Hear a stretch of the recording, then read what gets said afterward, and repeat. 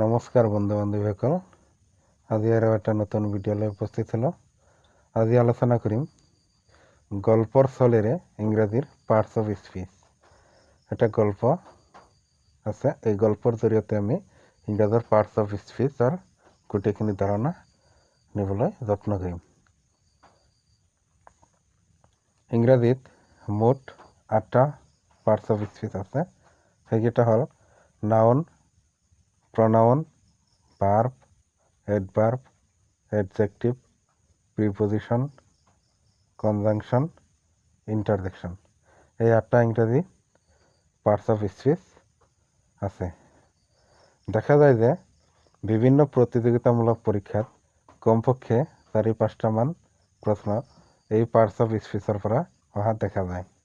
ইমানবোৰ parts of স্পীচৰ চিনাক্তকৰণ কাৰ্যপ্ৰণালীৰ কথা সচৰাচৰ মনত ৰখাটো বহুতেই টান কাম হৈ পৰে।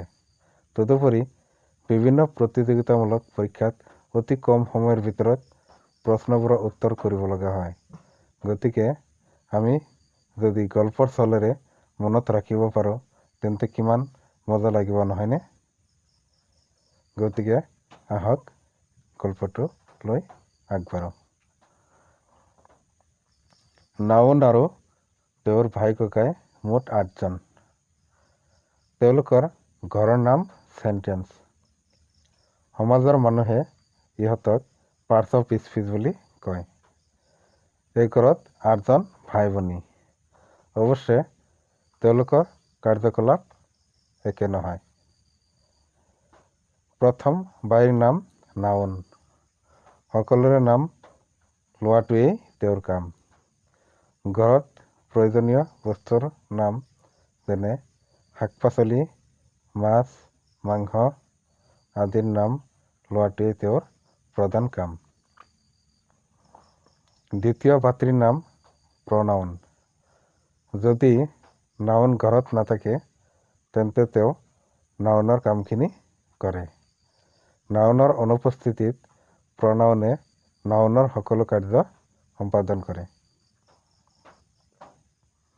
তৃতীয় ভাইৰ নাম এডজেক্টিভ। নাউন আৰু প্ৰনাউনৰ পিছফালে চোৰাং চোৱাকিৰি কৰে।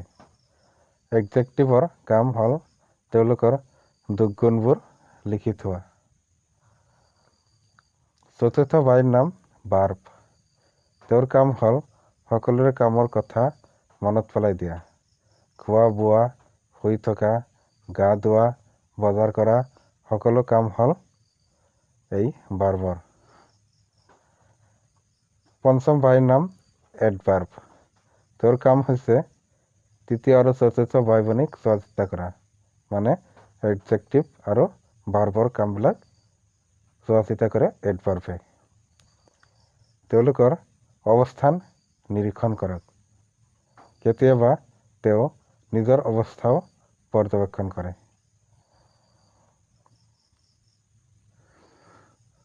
ষষ্ঠ ভাতৃৰ নাম প্ৰিপজিশ্যন।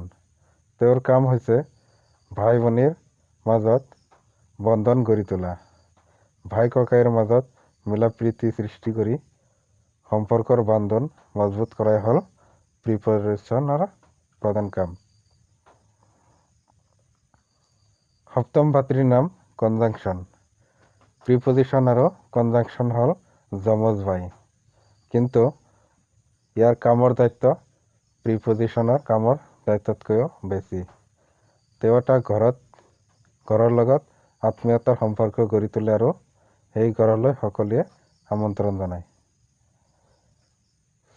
অৰ্থাৎ সেন্টেন্স প্লাছ সেন্টেন্স কানেকশ্যন লগায়। 8 নম্বৰ বাইৰটিৰ কাম বৰ আচৰিত ধৰণৰ।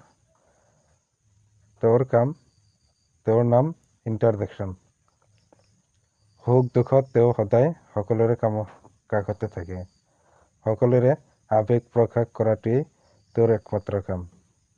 কাৰোবাৰ বেমাৰ আজাৰ হ'লে তেওঁ চোৱা চিতা কৰে।